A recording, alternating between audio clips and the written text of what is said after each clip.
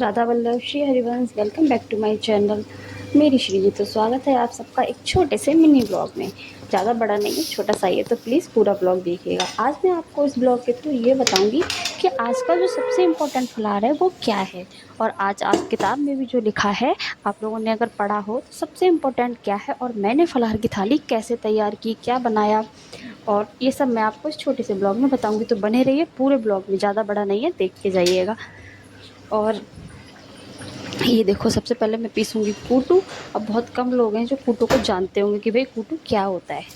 Almost ज़्यादातर लोग कूटू का आटा जानते हैं, कूटू की मिंगी तो बहुत कम ही लोग जानते हैं।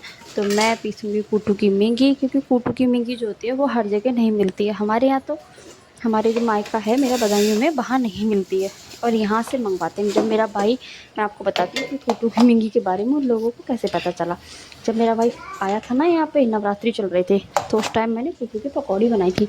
तो बोला तुमने किस चीज़ की पकौड़ी बनाई है? मैंने कहा कूटू। तो बोले अरे नहीं, कूटू ऐसा नहीं होता है, कूटू की पकौड़ी तो काली होती है। मैंने कहा नहीं भाई, ये कूटू की पकौड़ी तो ऐसी होती है। उसने घर जाके मम्मी को बताया, मम्मी ने बोला एक बार हमें भी ला के देना थोड़ा। तब से मेरे मायके में ये मैं ही लेकर जाती हूँ, और वो लोग यही खाते हैं, और ये बहुत ही अच्छा होता है। इसकी पकौड़ी एकदम वाइट होती है, आपको आगे ब्लॉग में दिखाई जाएंगी।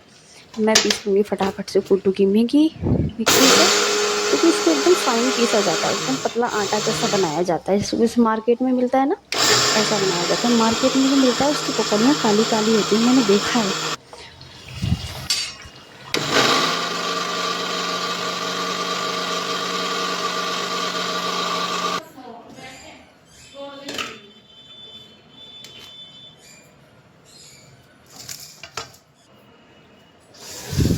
कूटू की मैगी पीसने के बाद फिर बारी आती है हमारे आलू की। तो मैं छीलूँगी फटाफट से आलू को, क्योंकि मैं फलाहार की तैयारी 4 बजे के समथिंग करने लगती हूँ, क्योंकि मेरे हस्बैंड को जल्दी भूख लगती है, तो इस वजह से मुझे फलाहार की तैयारी जल्दी करनी पड़ती है।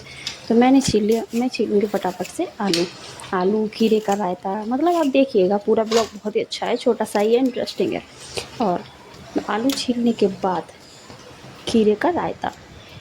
अभी तो फ़िलहाल मैं आलू ही छीलूँगी। मैं आ गई थी आँगन में, क्योंकि किचन में थोड़ी-सी रोशनी कम हो रही थी, तो इसलिए मैं आ गई आँगन में। मैंने छील लिए ये आलू। आलू बहुत बड़े थे, तो थोड़े से आलू से ही काम बन गया था। तब तक आ जाएगी मेरी लाली, क्योंकि जो आप देखते हैं कि ज़्यादातर ब्लॉग्स में वो आपको दिखती ही है। आलू छीलने के बाद लेके आऊँगी मैं खीरा हमारा। हम सब खीरे का रायता, खीरे को कस के तब खीरे का रायता बनाते हैं।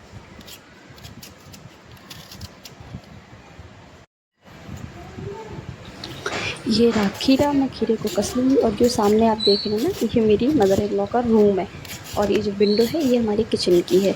आपने, अभी तक तो मैंने अपना होम टूर कराया नहीं है, एक दिन मैं आपको अपना होम टूर ज़रूर कराऊंगी। तो मैंने फिर छील लिया फटाफट से खीरे को, और तब तक आ गई मेरी शरारती छोटी सी लाली। ये देखो, ये इतनी शैतान है, कहीं से भी आ जाती है, मैं कोई काम कर रही हूँ तुरंत आ जाएगी। तो ये आ गई और करने लगी शैतानी, कभी इसको छेड़ कभी उसको छेड़। बच्चे तो आप जानते ही हो कितने शरारती होते हैं।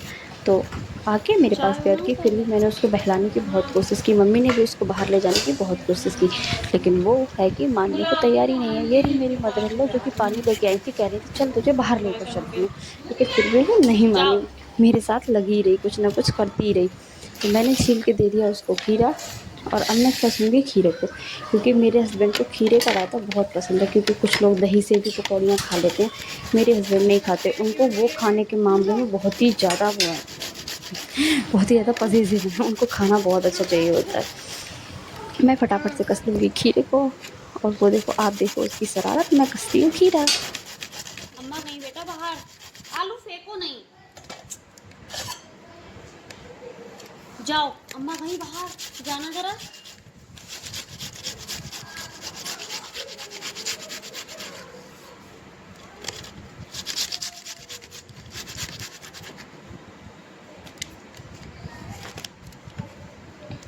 आप क्या कर रही हो?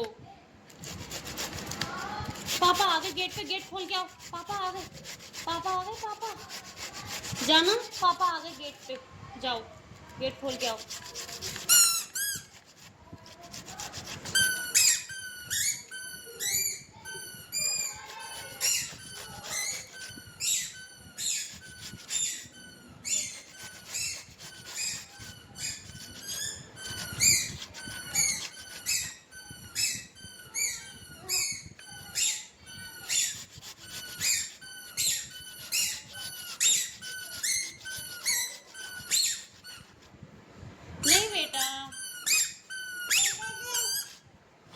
लोशन की डिब्बी लेकर घूम रही थी बट तरफ। फिर मैं आ गई किचन में, मैंने धोए आलू। आलू को मैं अच्छे से धो लूँगी। धोने के बाद इनको एक तरफ रख दूँगी। तब फिर, क्योंकि खीरा तो मैंने पहले ही वॉश कर लिया था, तो खीरा वॉश करने की ज़रूरत नहीं थी। इस बाल्टी में आप देखते होंगे, इस बाल्टी को सुबह को इसमें मैं ठाकुर जी को नहलाती हूँ। मैंने सोचा चलो इसी में रख लेती हूँ आलू, लेकिन इसमें आलू आए नहीं थे, तो मुझे मजबूरी।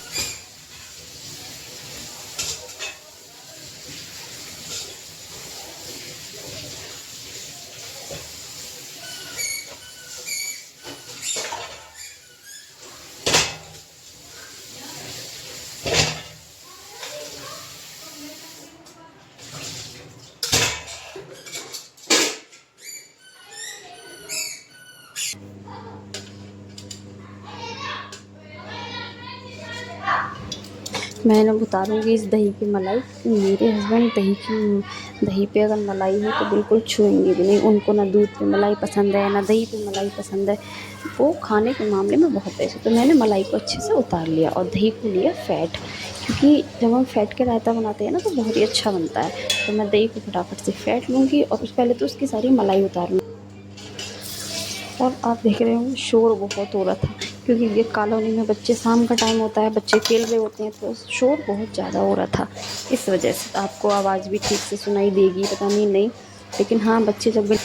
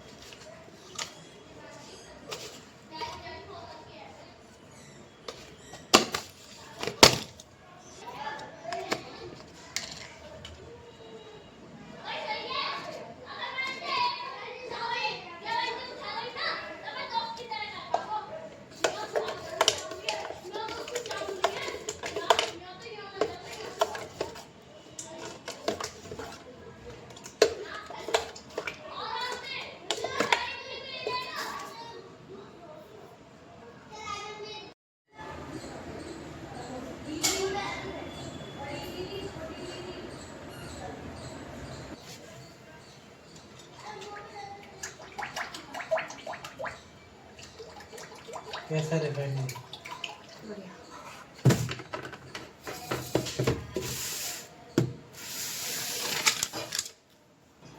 कहाँ? अंगूर खाया तो पंखे में जाके देख रहा था। और ये आधे छिले छोड़ गए। ये मुझे दिख रही नहीं है।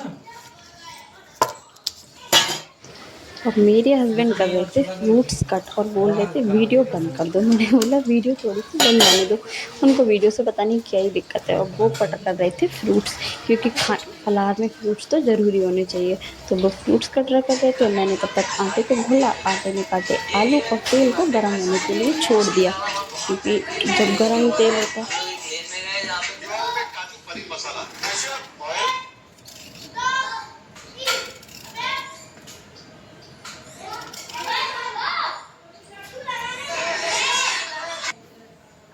तो शादी करने के बाद रियलाइज हुआ कि दुकानदार की पत्ती करने के लिए भी ट्रेनिंग की जरूरत होती है।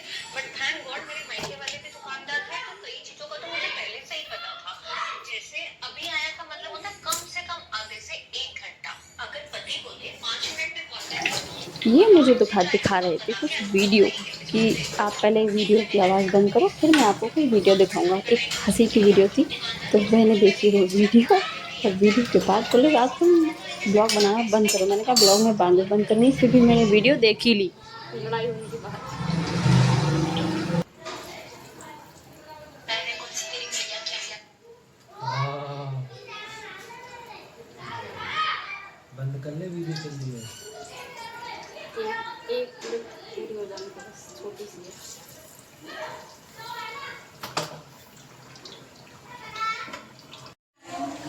है।